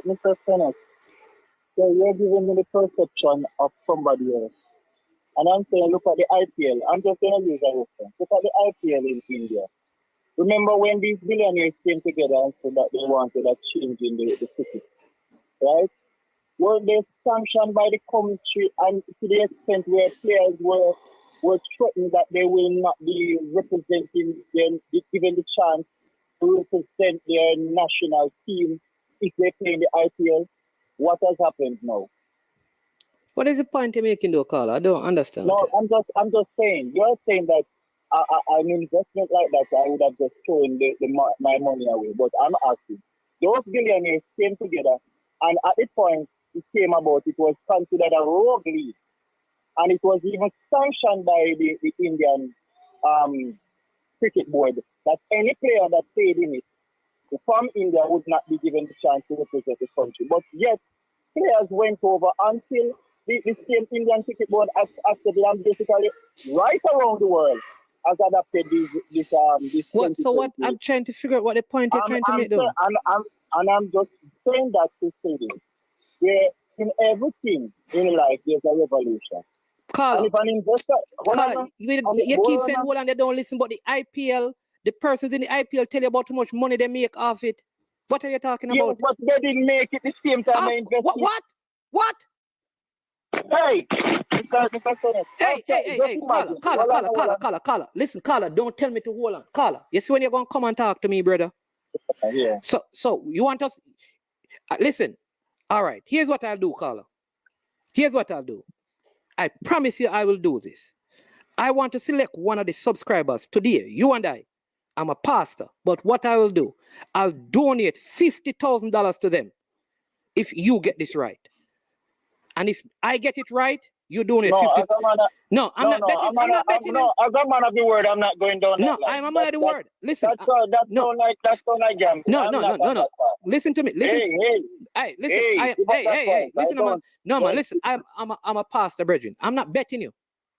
Well, I'm not betting. Here's what I'm saying to you, though.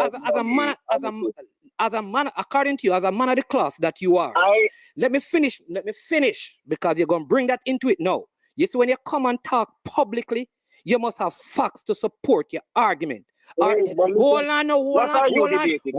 Let me tell you this. This IPL make money. Blah.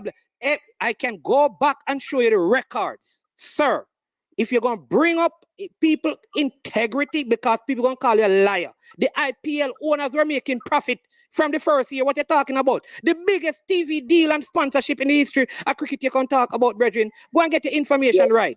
If you're going to go down that road. Mr. Senate, relax now. All I'm saying to you. Yeah, right. So, yes, give you the point that they made money the first year. So, the question... And anytime any other franchise stop making money, them sell them for much billions of dollars. Anytime they feel like they're not making money. Then I'm not talking about if you can. I've never said that if you invest in it and you're not making money, you can sell. All I'm saying, there has to be a game changer. But I am saying to you, you put in billions. Well, the IPL business persons believe that the whole structure or the whole running of the IPL was not profitable and was not giving any life to the sport. So they invest to change it. That's all I'm trying to make. That's the point I'm trying to make. But you're missing the whole point. All right, tell me, what is India known for? Cricket. What is Jamaica known for? Football and athletics. Jamaica known for which part in our world? Jamaica known for football. All right, so well, when you talk about sports, when you talk about sports, which three things no man, listen, when you talk about sports, which when you talk about Jamaican sports, which three sports? We can cut you off, you know. Yeah, then you can go ahead and cut you off. Because which sports Jamaica is known for? Carla, me never ask you nothing about no sports. So don't, Carla, me never ask you nothing about no sports. Carla, listen to the question, man of the class. Listen to the question, man of the class. Listen to the question. I never told you that I was a man of the class. Man of Montego Bay, Cornwall College. Listen to the question may I ask you. When you hear about India, what is India known for? That may I ask you.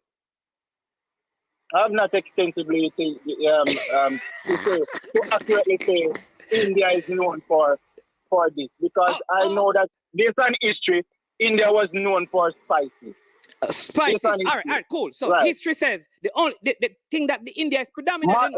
Hold on, man. Right. Let me ask you. Yeah. The three I want you to give me this. When I hear about India, tell me the three things that India is known for. Every time you hear about India, you hear these things mentioned about India. Spices is one. Yes, I can't recall it two. Oh, you know, just think, man. I can't recall it two right now off my head. All right, cricket and curry, brother. India, the Indians are known for cricket and curry. Okay. All right, two things. When you hear about Jamaica and the world scene, what you hear about Jamaica? Tourism. tourism. You never hear about entertainment and Bob Marley. Yeah, all right. Yes, all right. Yes. All right. So Entertainment. here's the point I'm trying to make to you. In India, cricket is a culture. Not just a sport, it is a part of the culture. In Jamaica, football is not a part of our culture. Hey, so hold on. So can I ask a question right now? Yes, sir. So all right. We are reasoning in the capacity of sport, right? Yes. So I'm saying in the capacity of sport, Jamaica is known for three things in sport. It is athletics, cricket, and football. In the capacity of sport. In the capacity of sport, Jamaica is known worldwide as a footballing country, cricketing country, and athletics. Cricket and athletics. More dominantly track and field. In sports, the predominant sport. Because listen, until I never yet see like India Premier League in terms of football.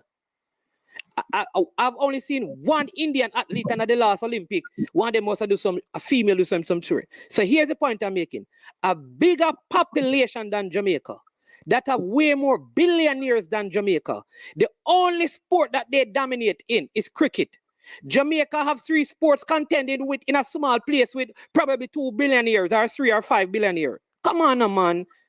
Yeah, but Mr. Senate. So you can't compare IPL one and IPL. Well, I never said Jamaica. I never said Jamaica to do the same thing like I am to what the IPL personnel do. I'm just saying, look at it from the instance of a revolution. If you have a revolution with a different style, same investors coming in and building stadium and making it a monopoly that all the football have to play in those facilities, there has to be an academy and try to incorporate more investors to believe in that direction. Yeah. We might well have get a different direction with our football. Nothing is impossible. Akala, listen, all of us, every single person in this chat, believe that if billionaires invest money in the football, it's going to change. What we are saying to you, if billionaires are going to invest in anything in Jamaica, it's not in football. You see, but I'm telling you, so that's what we're saying. I would not take that extensive argument where you're saying it from your point of view. Yeah, man. Or you're saying it from your point of view. But suppose somebody else decides to take that risk. Right now, let me tell you this. Carla, as a person, right? Who? Yeah. I tell people, I just spoke to some people. Hold on, let me just make something here. You have to realize a lot of the billionaires that buy out the clubs in England, majority of them buy out clubs that are making a lot. You have to tell me one. Don't just tell me things. Tell me one of them that go and buy at a club that is making a loss. You have to tell me one. Give me one. Not making a loss after them buy it. They because Manchester City was not on the level that it was in terms of finance. All right. Manchester United was bought with a huge debt. All right, Carla. Right? Carla. All right. Watch this. Because me don't want to keep going around circles with this. The value of, like, you see, because we're having a conversation in the context of Jamaica and then you bring in Manchester. Me don't want to go down the road there because the value of Manchester United and a team in Jamaica as to why investors would. But let's not go there. Let me say this to you, Carla. The purpose again of investment from a person, all right? Is to make money, everybody knows. Right. And you can make money in the short term or the long term. It all depends on the purview of the company. Right. So when a person looks at a nation, they look at what is, if they're going to invest in Jamaica, what is the most profitable industry or the industry with the most profit? All right. And I'm saying, you look at it. No, with the reason, we're not quarreling. And I'm saying, there can be a revolution where persons come and create an industry also when it comes down to investment. Am I right? Am I wrong? Yes, Carla, you're right. So let me finish, Carla. I am saying to you the product of football in Jamaica, as it stands, doesn't carry the weight in the context of other industries in Jamaica to generate enough multi-billionaires to invest money in it. Even in the context of the Caribbean, the present structure of football would not afford a billionaire to come in and invest and earn and generate and grow his wealth. And for that reason, they would look at other industries that in the long term or so can provide them with greater return on their investment. The football need to improve and people need to put money in the football. I will also say to you, caller, as we come to the end, Mr. Clark, good conversation. As we come to the end of this whole thing, I will say to you that it's going to be hard to invest in something that is not entrenched in people culturally to get them a part of it. If you watch, listen, there are so many things that have to change just to get our football in it to look like anything in Europe. There are still people in Jamaica, let me just say this, that are not going to go to certain communities to watch certain games. Right? There are still surfaces and clubs in Jamaica that people, they don't own anything. They don't own real estate. So when a person is buying, what they're buying is buying players. And the players that are in Jamaica don't value a whole lot.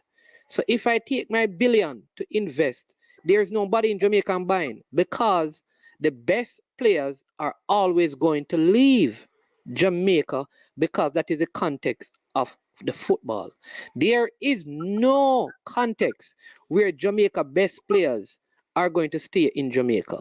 Here is why. Because the best leagues by population, views, improvement of football will always be overseas. I put it to you that if Jamaica improve, England is going to improve and France is going to improve. There's no scenario where all the leagues are going to not improve and Jamaica improves.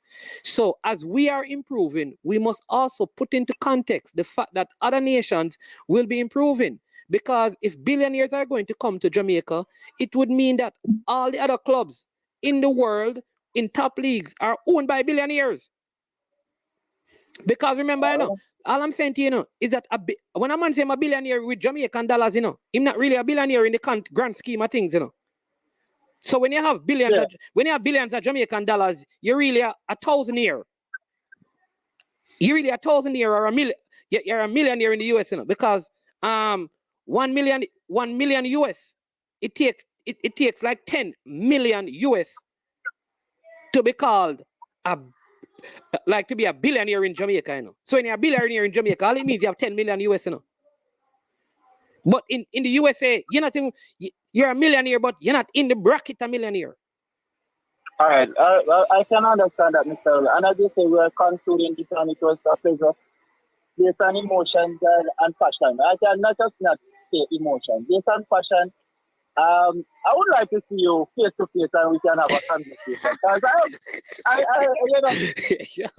so we can get this out no. Next time you're gonna make it talk to Fresh God and these live, you're gonna make it talk to here. Hey, Duckland, hold on. You say anytime you come on again, we're gonna make you talk to Duckland. You might say we get $1 billion by investing in football, brother. You're gonna broke. All right, but hold on. Me understand what I'm saying. You can't have your money about your head. What can I invest in the football, brother? You're going to build, man, say I'm going to build field and build academies. No, hold you on, serious, man? And you want to make back money, man? Mr. Stennett. Go ahead. When it comes down to investment, in your history of Jamaica, in the current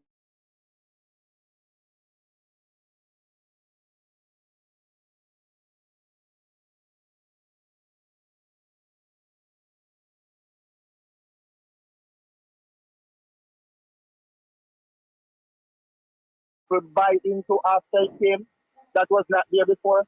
That is one point. You can answer this after me come out. I didn't hear the question. Go ahead with the question again. of your history in Jamaica, have you ever seen investors come and invest in something that was not here before, and then people from Jamaica buy into it? Was not there before, and people in Jamaica buy into it? Yeah, after the investors came and created that. Yeah. That's one question. No, when you come off, you can answer that. Well, I'm going to come off, you can answer, because no, man, you can't give me. I can't think about any. Where you talk? Like Starbucks and them thing there? Fast food? No, I'm not talking about it. As I say, when you come off, you can know. No, man, me no know. Just give me what you talk about. Well, I'm just trying to do this quickly as possible. There's a statement here made by Mr. Stephen Mitchell, one of his persons in chat. He said, in order for tourism and Bob Marley to be so dominant in Jamaica culture, it took great investment and incentive, marketing to get both products and to that level. And that's all I'm saying. If football wants to reach that level, we have to start believing it. All right, wonderful. All right, thank you, caller. We have to run. But what I'll say to you, thanks for calling. Appreciate it, Sir Clark. Yeah. What I'll say to Sir Clark is that the truth is that the beaches were here and the sand. So tourism has always been attractive. People got attracted to Jamaica because of the tourism, the beach, the white sand beaches, the entertainment. Because people used to go through the Fern Gully. The attractions were what attracted people to Jamaica. Then they started building the hotels, and the hotels became very, very inexpensive in compared to other places. Remember that there was a Cold War. You have to study history and realize what was happening in Europe, traveling Europe in comparison to Caribbean countries. And so Jamaica capitalized on that. It was also the global effect of our reggae music. So all of these things are a part of it. So be careful why you're agreeing with Stephen Mitchell about now, because Stephen Mitchell's point is a completely different point. Because entertainment is a culture. When people talk about Jamaica, they talk about the beaches. That is a part of us, right? The kind of investment that was needed for the transformation. It was a whole lot. I mean, like you could just build a little property on a beach and people would come because of the beach. You can't just go and catch up a little football field somewhere. And because you have one field, you're going to make money. The whole culture need to change. People don't understand this. We don't have packed stadiums to watch our local league. When we talk about even schoolboy football that we say is the most competitive out there right now, only certain schools bring a certain amount of players, spectators, when it reach a certain level. Come on. How many people watch Edwin Allen in their finals? It's just, so we have to look at those things. In the grand scheme of things, football is not a culture in Jamaica. So unless you change the culture, it would be foolhardy to invest billions into infrastructure. And every time we have tried that, we have failed. We build the Trelawney multi-purpose stadium. No football now played it. Brand Court was built. No football now played it. No football now play at Jared Park. No football now play at Catherine Hall. We don't have a footballing culture. We don't. We have an entertainment culture. That is why back in the days when they used to have reggae sound splash, people used to sleep. Some fests and those things have big polls. Once the best artists are called up because that's a part of the culture. People travel from all over the world to come to certain shows in Jamaica. They wonder them keep on the grill. What they call it one? Dream Weekend. You think nobody flying out from overseas to come watch Veer play against Mobay United? Booking and staying time in hotel? Because entertainment is part of our culture. It's easier for me to get people to come to Jamaica and say, hey, let us go to YS Falls and Duns River Fall and Blue Lagoon and rafting and the Martabry and those things.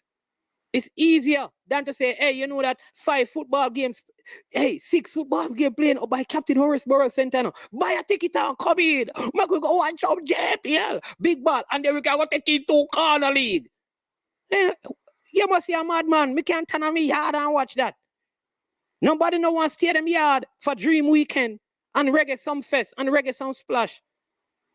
They want to be in the venue because a part of our culture. That is the point I'm making.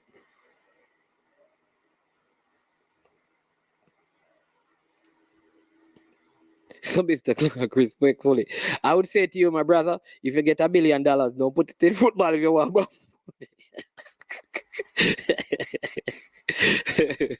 You understand me?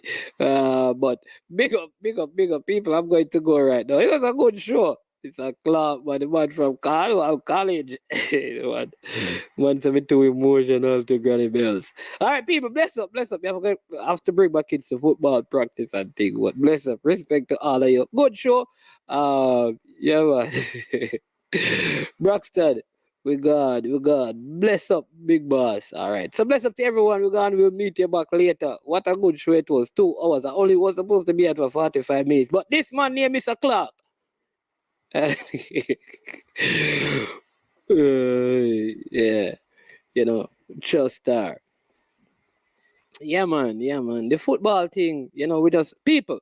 Hey, I think, as a culture, let me just say this in closing. You know that we're very demanding.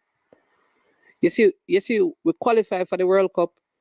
I think somehow in our minds, we think that we are, as a nation, we believe that we should qualify for every World Cup. That ought to be an ambition, but it is not supposed to be a guaranteed expectation we have. Nations like Jamaica, 1 World Cup in every 30 years is good enough. I'm telling you, at the senior level. If we can get that, it means that almost for every generation, we have a qualification. This idea that Jamaica is supposed to qualify for every World Cup, brethren, I'm coming out of it. I'd love to see it happen, but the context of our country is not there. But blessings to everyone. Thanks you for tuning in. Have a wonderful, wonderful rest of the day until we meet again. I'm Man's man. And out.